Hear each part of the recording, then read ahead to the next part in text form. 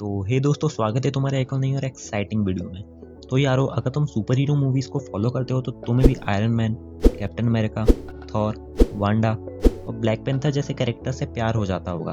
पर super hero movies को इतना स्पेशल केवल सुपर हीरोज ही नहीं, विलन्स भी बनाते हैं। सुपर विलन का मतलब ये नहीं कि तुम्हारे पास सुपर पावर्स होनी चाहिए, बस तुम्हारे मोटिव्स क्लियर होने चाहिए कि तुम्हें चाहिए क्या। केओस, बैलेंस या फिर केवल इक्वालिटी। और कभी कभी ये सिंगुलर मोटिव्स वाले विलन हमारे सुपर हीरो को भी आउटशैडो कर देते हैं।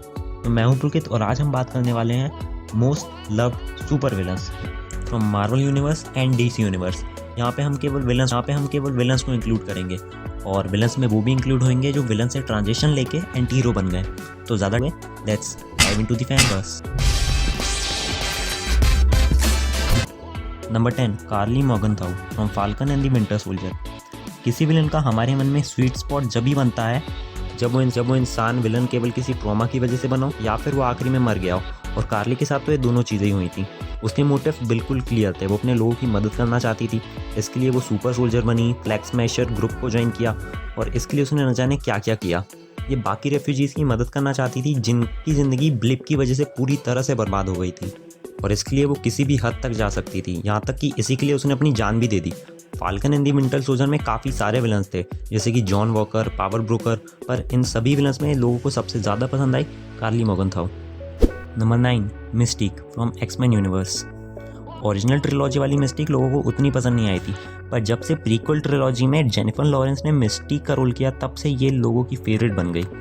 उसके मोटिव्स क्लियर थे, वो केवल अपने म्यूटेंट भाई बहनों की मदद करना चाहती थी।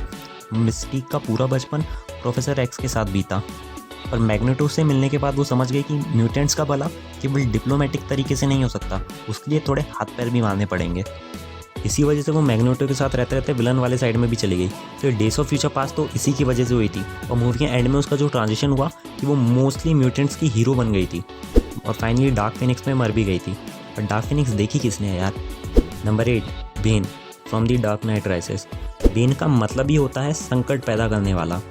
पूरे गॉथम पे इसने न्यूक्लियर लेवल का थ्रेट पोजेस किया था। फिजिकली और स्किल्स के मामलों में बैटमैन का अब तक का सबसे ज़्यादा पावरफुल विलन था और ना जाने कितने लोगों की तो इसने यूं ही जान ली थी। पर ये सबको इसलिए पसंद आता है क्योंकि बंदा ऐसा प्यार के लिए कर रहा था। इसका रासास गुल की बेटी टालिया के लिए लव इतना प्योर था कि उसका ये प्रोटेक्टर था, उसके लिए कुछ भी कर सकता था और इसने कुछ भी किया भी था। टॉम हार्डी सर ने इस रोल को इतने अच्छे से निभाया है कि हमें उस कैरेक्टर से नफरत से ज़्यादा प्यार हो जाता है। Number 7, Thanos from Marvel cinematic universe. हम सब थैनोस को जानते हैं यार, एंड गेम इन्फिनिटी वॉर तो सबने देखी होगी। थैनोस ने एक बार चुटकी बजा के पूरे यूनिवर्स की बजा दी और दूसरी बार खुद इन्फिनिटी स्टोन्स की ही बजा दी। पर भी काफ़ी लोग इसकी आइडियोलॉजी को पसंद करते हैं क्योंकि इसने बिल्कुल इम्पार्शियल यूनिवर्स को बैलेंस करने की कोशिश करी, क्योंकि वो जानता था कि जब बैलेंस बिगड़ता है तो क्या होता है।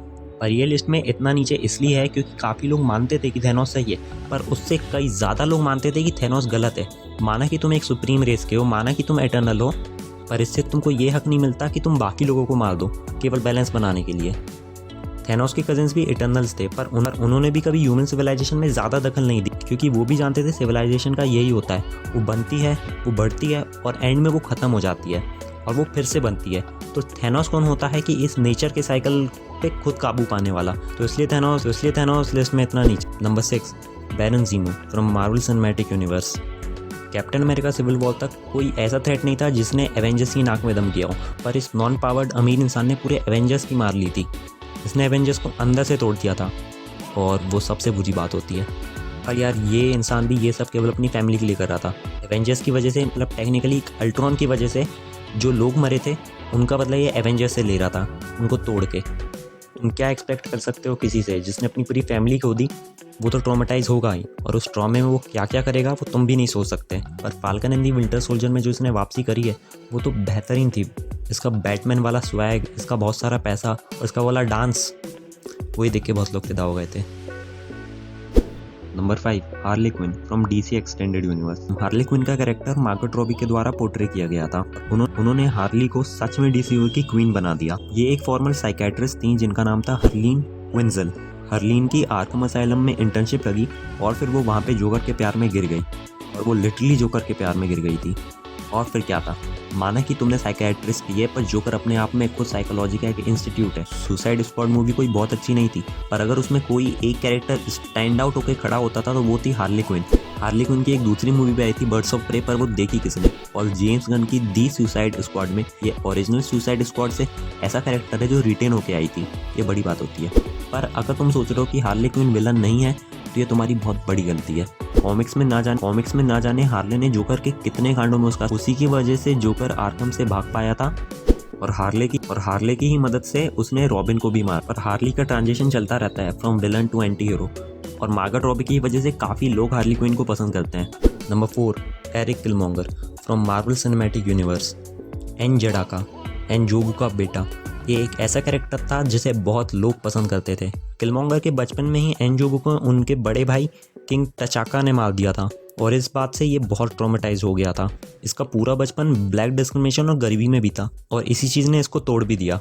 इसके मोटिव्स भी बहुत क्लियर थे, ये केवल अपने जैसे ब्लैक लोगों की मदद करना चाहता था जिससे कि वो भी रिवॉल्ट कर सकें। इसके तरीके गलत थे उन लोगों को हथियार देने के, पर मोटिव्स बिल्कुल अच्छे थे। अब जिसके साथ बचपन में इतना बुरा हुआ हो तुम उससे क्या ही एक्सपेक्ट कर सकते हो। और ब्लैक पैंथर के एंड में जब ये मरा था लोगों को बुरा लगा था, मेरे को भी बुरा लगा था थोड़ा बहुत तो। Number 3, magneto from X Men universe. इस लिस्ट का ये मेरा फेवरेट कैरेक्टर है। मैग्नेटो ने अपनी माँ, अपनी बेटी, अपनी बीवी, सबको केवल अपनी पावर्स की वजह से खो दिया, क्योंकि इंसान ये एक्सेप्ट नहीं कर पा रहे थे कि एक ऐसा सुप्रीम पावर वाला इंसान हमारे साथ सुप्रीम पावर वाला, और इसी बुरी चीज़ ने उसको एक विलन बना दिया। पर प्रोफेसर एक्स के साथ वो अच्छा हुआ, पर समय के साथ वो समझ गया था कि प्रोफेसर की टेक्निक से आप कम समय के लिए तो अपने हक ले सकते हो, पर लॉन्ग टर्म के लिए आपको पावर लगेगी। और इसी पावर की खोज में निकला था एरिक लेंशियर एके मैग्नेटो, और एक्स-मैन अपोकलिप्स में इसका ट्रांजिशन भी हो गया था। ये फाइनली अच्छी टीम में आ गया था, पर मोस्टली टाइम इसका विलन की तौर पे ही गुजरा है, और कॉमिक्स में भी ये बहुत बड़ा विलन है, तो इसलिए मैंने इसको विलन वाली लिस्ट में रखा है। Number 2, joker from the dark night. तुम में से काफ़ी लोग सोचोगे कि इसको तो नंबर 1 पे होना था, पर यार ये अब तक एक ही मूवी में आया है। मेरे पास इसके उतने ज़्यादा रेफरेंसेस नहीं हैं कि मैं इसे नंबर 1 पे रख सकूं, तो सॉरी, इसको नंबर 2 पे रखने के लिए। ये डीसी के अब तक के कुछ सबसे ज़्यादा आइकॉनिक विलन्स में से एक है। इसका मोटिव एक ही रहता है, केओस, केओस और केओस। ये केओस पैदा करने के लिए किसी भी हद तक जा सकता है, और दी डार्क नाइट वाला जोकर तो लोगों का फेवरेट भी है हेथ लेजर की वजह से, और फिर हेथ लेजर मर गए तो इस वजह से ये वाला जोकर का कैरेक्टर और भी ज़्यादा लेजेंडरी बन गया। रियल लाइफ में तो हेथ लेजर मर गए, पर मूवी में जोकर जिंदा था, और अगर हेथ लेजर जिंदा होते तो शायद हमें वो डार्क नाइट राइजेस में भी देखने को मिलता, क्योंकि बैटमैन जोकर को नहीं मारता, कोई अपनी जॉब थोड़ी ना मारता है। जोकर के पास कोई सुपर पावर नहीं है, पर अगर बैटमैन को किसी कैरेक्टर ने सबसे ज़्यादा परेशान किया था तो वो था joker. Number 1, Loki from Marvel cinematic universe.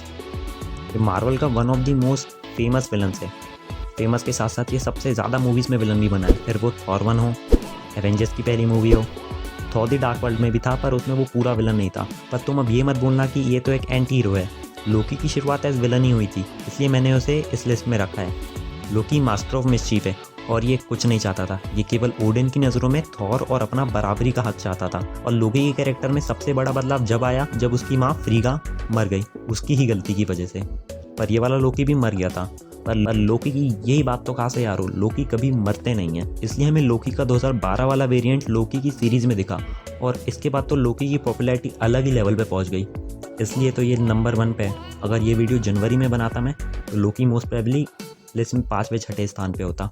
और अगर मार्वल सिनेमैटिक यूनिवर्स को तुम ज़्यादा फॉलो करते हो, जो कि मोस्टली लोग करते ही हैं, तो तुम्हारी लिस्ट में भी लोकी नंबर 1 पे ही होगा, क्योंकि वो विलन है ही इतना ऑसम।